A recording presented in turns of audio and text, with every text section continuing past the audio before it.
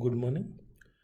So, in the last lecture, we had seen capacitance measurement using AC bridge circuits, and in this lecture, we would look into inductance measurements through bridge circuits.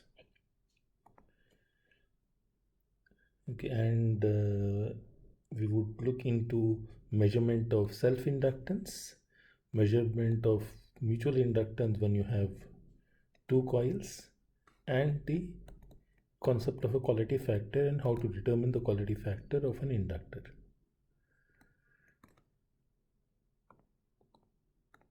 Okay, so now what is quality factor? Quality factor denotes the ratio between the reactance to the resistance of an inductor. Note that in case of a capacitor, we had looked into the dissipation factor, and in case of an inductor, we are looking into the quality factor. And you notice that in the capacitor, we needed low dissipation is good, okay, and in an inductor, a high quality factor is good, okay. In a capacitor, you need a low dissipation factor, and in inductor, you want a high quality factor. Okay, and contrary to the way that we had in capacitors, where we had both a series and also a parallel notation, usually in case of an inductor, you only use the series model. That is, whenever you are saying there is a resistance involved in an inductance, you just assume that you have a resistance in series with an inductor, and thus in general you would have, so if this was R, you would have the quality factor always being omega L by R.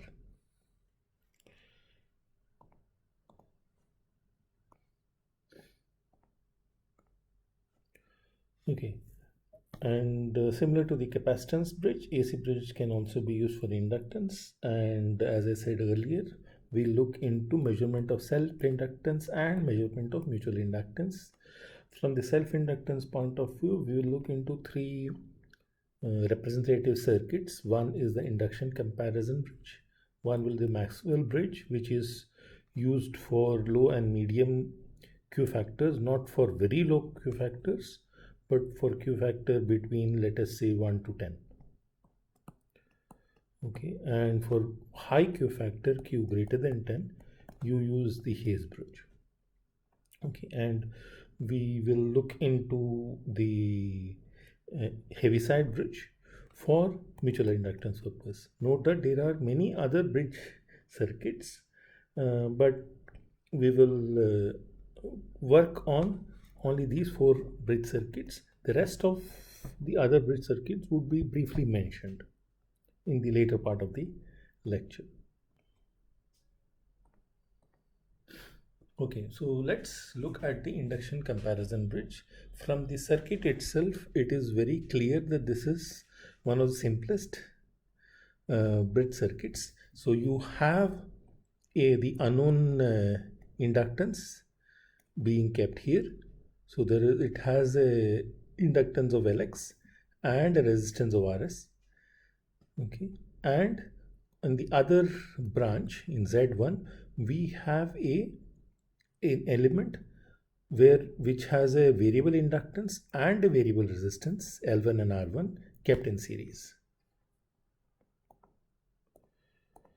Okay, and now at balance, what you would have is Z1 Z4 to be equal to Zx into Z3 or Z2 into Z3.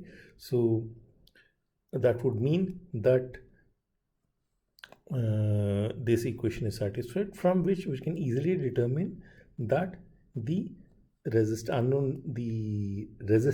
of the unknown inductance is Rs, given by this expression, and the inductance itself is given by this expression. Note that there is no dependence on the frequency omega. Even though omega figures out here, there is no dependence on omega here. Okay, this seems to be a very trivial issue here, but this will be a point to note sometime later in the lecture. Okay, and what is to be seen here is that in the inductance, in the what do you call inductance comparison bridge, what you needed was a variable inductor.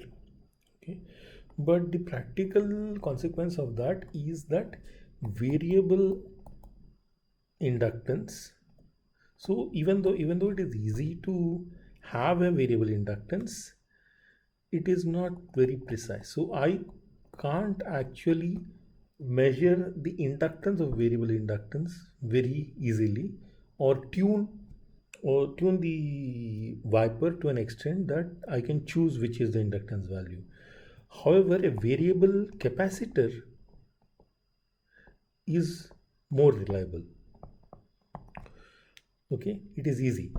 So you can have accuracy, a better accuracy in capacitors, and therefore in the Maxwell-Wien bridge, what you have here is that Z1, which was an inductance and resistance in series, this is replaced by a pure resistor, and so you have this inductance and this resistance being replaced by a pure resistance, and a pure resistance here is replaced by a parallel combination of a variable resistance R3 and a variable capacitance C3. Okay, now at balance, of course, you would have Z1 by Z3 is Z2 by Z4 or Zx by Z4. Okay, from which you can easily compute by comparing the various coefficients, the real and imaginary parts. You can get the Rs and Lx values.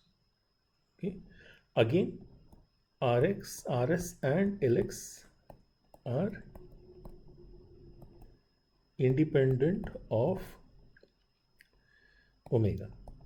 Okay, that is one thing. And the quality factor can also be determined. Qx is omega C3 R3. So you need not look into so you can just have the values of these two, which can be determined easy, much better than the value of a variable inductance, and you can get the quality factor.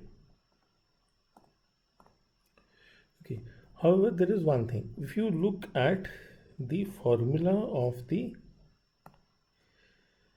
quality factor using the Maxwell-Wien bridge, it becomes omega C3 R3. Okay, so you have Q is omega C3 R3. Okay, now as Q increases, you would need to use higher and higher values of R3. Okay, and this is a little tedious, and so for that reason, the Maxwell-Wien bridge is not really good for high Q factors. Okay, on the other hand, when you have a lossy inductor, that is very Q is much less than 1, then you would typically the balance that you have in this circuit, is by varying R1 and R3 alternately. Okay, so you vary R1 and R3 alternately until you get the balance condition. Okay, and as Q decreases, you would need to do this multiple iterations. Too many iterations would be needed before a balance can be achieved, and so for that purpose, the Maxwell-Wien bridge is also not really good for very low quality factor applications, for very lossy inductors also. And so in conclusion, the Maxwell-Wien bridge is only used for quality factors from 1 to 10, and a different configuration would be required for really high or really low quality factors also. And particularly for high quality factors, it is better, or it is much suited if you use what is called as the Hayes bridge. Okay.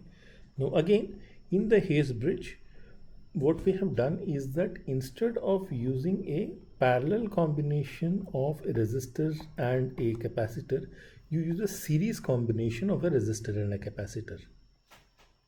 Okay. And the other configuration is much similar to the Maxwell-Wein bridge. Okay. Now how does this work out? Now if you solve the equation now at balance condition, you would see that the say the left hand side of the equation is R and R4, okay, and the right hand side is this equation. Okay, now this would mean that when you compare the real and imaginary parts, you end up with these two equations, but on the face of it, these two equations are really not very useful, because unlike the case of the Maxwell bridge, here we are not able to separate Lx or Rs so easily. Lx and Rs both appear in both the equations. Okay, so something more needs to be done. So let's try to work that out.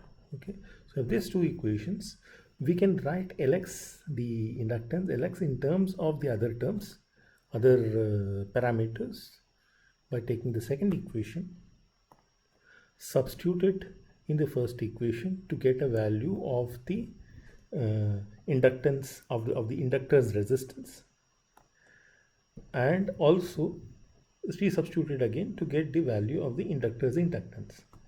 Okay, note now that in contrast to the other bridge circuit, the inductance comparison bridge or the Maxwell's bridge, okay, what you have is that both the resistance and the inductance both are dependent on the supply frequency.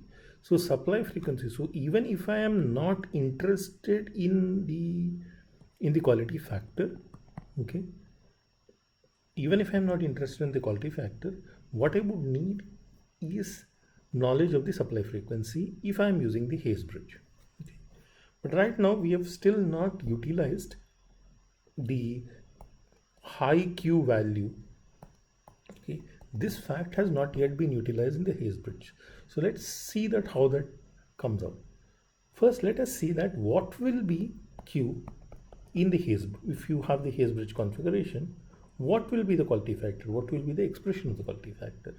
Of course, now the quality factor will be omega L by R, and now this expression becomes much simpler. Okay, 1 by omega C3 R3. Okay, now if you look at it, this expression is somehow appearing here. Okay, omega square R3 square C3 square is 1 by Qx. Okay, so that probably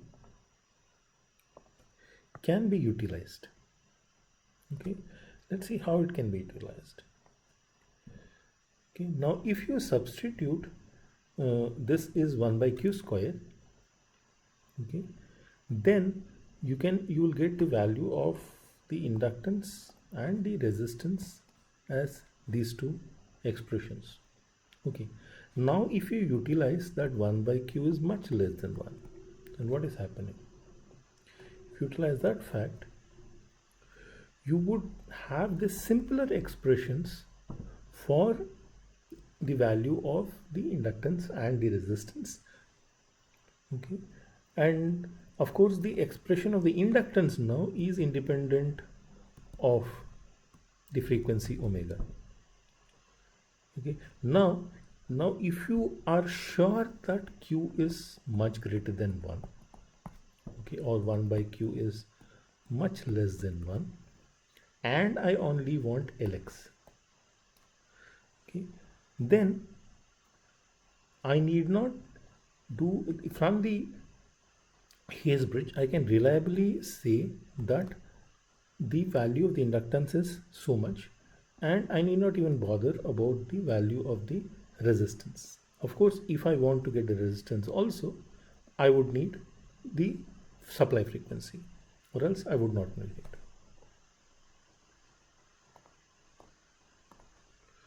Okay, next let us go into the mutual inductance measurement. Okay, so we have seen a few self-inductance measurement bridge circuits. The same circuits can be used for to determine the mutual inductance of between two coils, however by taking two measurements. Okay, now let us say you have two coils here. Okay, they have a inductance of L1 and L2 and a mutual inductance between them of M. Okay, so the coils can be connected in a manner such that their fluxes are additive, or they can be connected in a manner such that their fluxes are in opposition. Okay, so if you have the coils like this, okay, we can connect them like this, okay, and say that the fluxes are additive. Okay, and so you're connecting from here and it goes from here, so the fluxes are additive and you get the total effective inductance of the coil is L1 plus L2 plus 2M. Okay, on the other hand, they can be connected in a subtractive manner also, or in phase opposition, in which case, or something like this.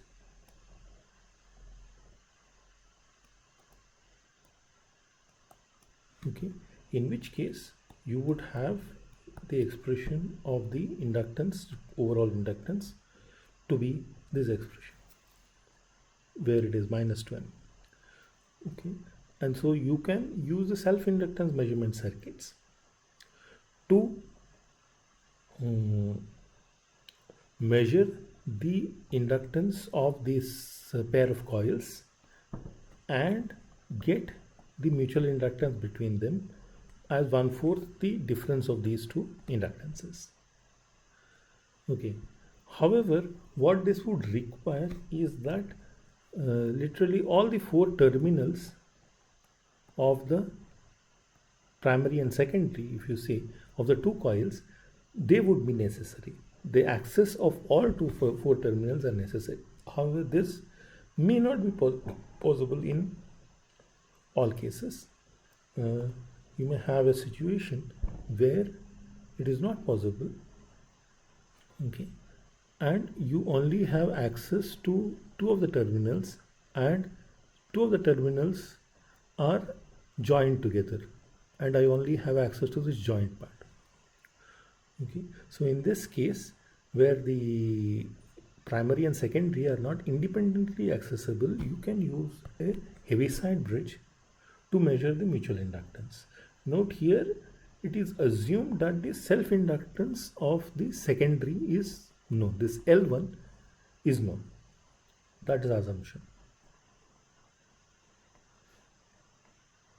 Okay, now what will be the balance? What will be the equations at balancing condition?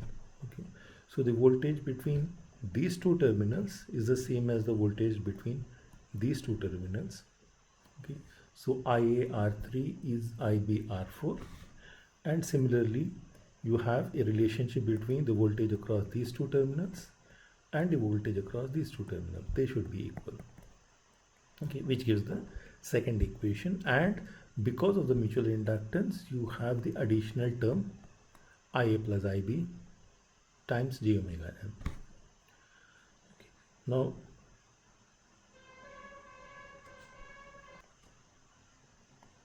going further, we can substitute the value of IA in terms of IB by substituting this equation, by using this equation, and modify the second equation, okay, to get everything, to equate everything and get a relationship between the impedances. Okay, from which we can say that by comparing the imaginary part, because G omega m only appears in the imaginary part, we can get an expression for the mutual inductance. Okay, and if you assume that R1 is the resistance of the secondary of the inductor, we can also get an expression of R1 in terms of the other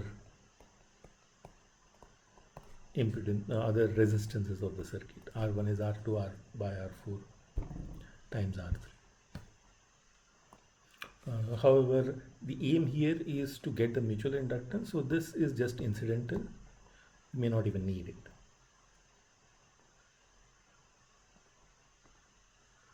Okay, so going to other configurations of inductance bridges, you have a modification of the Maxwell's bridge, that is where you, instead of having a resistance in Z1, you have a resistance in series with a capacitance, and Z3 is modified to a pure capacitance.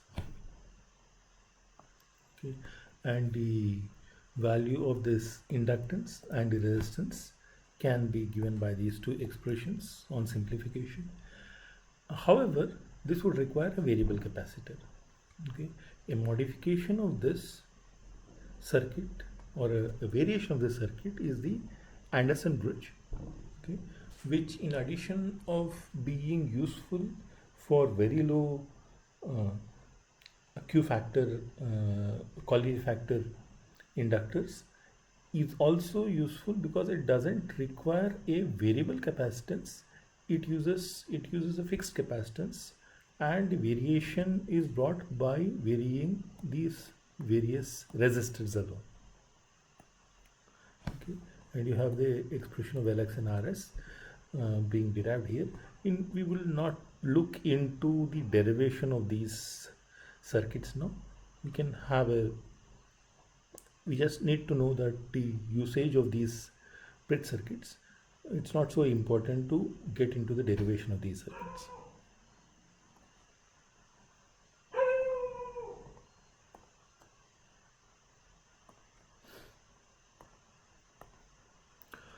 Okay, now we have seen that you have the Heaviside Bridge, where you have a known inductance and you are finding an unknown mutual inductance. You have known self-inductance and you are finding an unknown mutual inductance. And in the Campbell's modified Heaviside Bridge, you have a variable mutual inductance under control, and you are trying to find a unknown inductance, unknown self-inductance. Okay, so you're finding an unknown self-inductance in terms of a known mutual inductance and a known variable mutual inductance. So in this case, you are varying the mutual inductance and you are varying this resistance. The other components are constant. Okay, R0, R4, R3 are all constants. Okay, then you try to balance it at two positions, one with the switch closed and one with the switch open. Okay, so the short circuit and the open circuit conditions are used to find by only modifying M and R, and the resistance and inductance of the unknown inductor are calculated by the difference of these two values of these two settings for R1 and L1. Okay, and that is used to find the self-inductance. Okay, so with that, we come to the end of this particular lecture on inductance measurement using bridge circuits.